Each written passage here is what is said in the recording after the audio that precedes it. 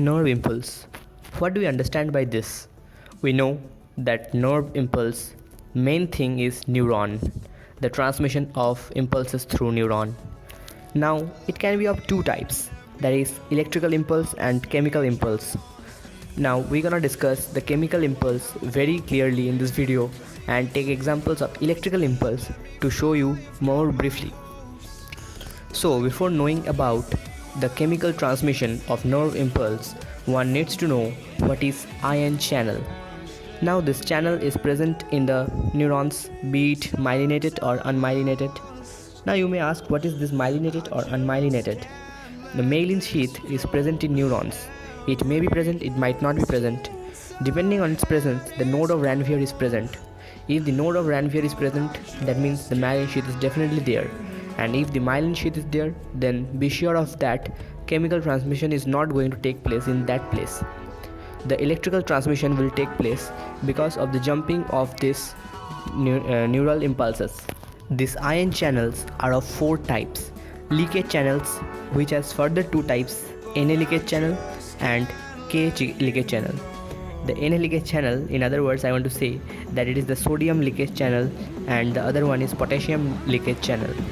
The second one is ligand gated channel, the third one is mechanically gated channel, and the fourth one is voltage gated channels, which are again of two types, voltage gated sodium channels, voltage gated potassium channels.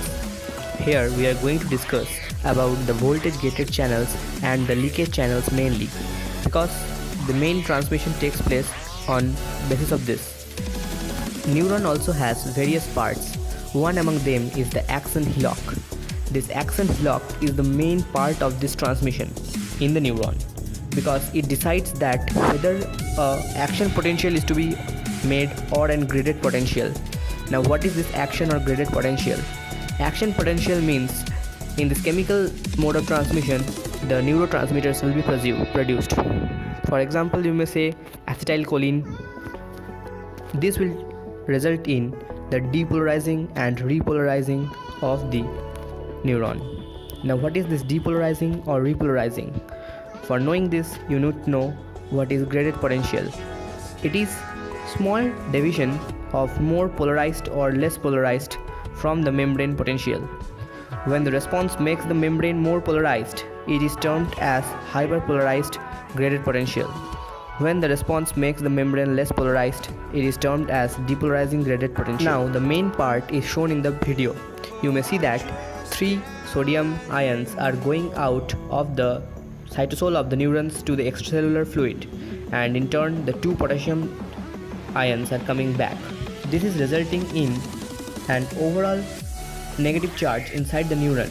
This results in the depolarizing and repolarizing of it. Now all this what I told till now, along with the saltatory conduction and the synaptic cleft neurotransmission, together forms this chemical means of neural transmission. There is one question which might come to the minds of each and every one of you, that what happens to this neurotransmitters. So if these neurotransmitters are remaining in the neuron, then this continuous exchange of potassium and sodium will take place and the neurons will become highly negative. So what should be done? So in that case, an enzyme named acetylcholinesterase is present that breaks the acetylcholine to acetic acid and choline. Now later on, this is again converted to acetylcholine by choline acetyl transferase.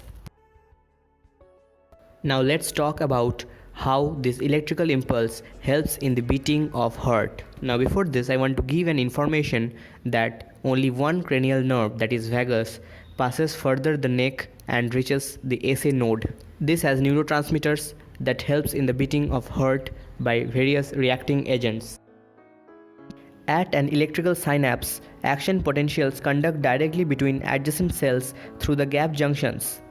Each gap junction contains 100 or so connexons which act like tunnels to connect the cytosol of the two cells directly.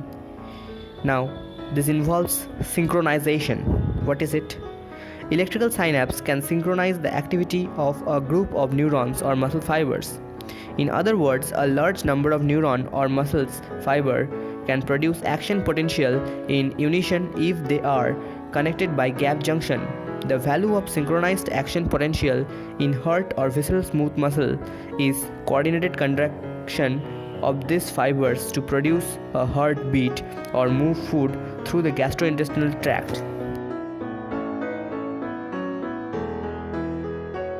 Now you may have a look at this video carefully to understand the beating of heart.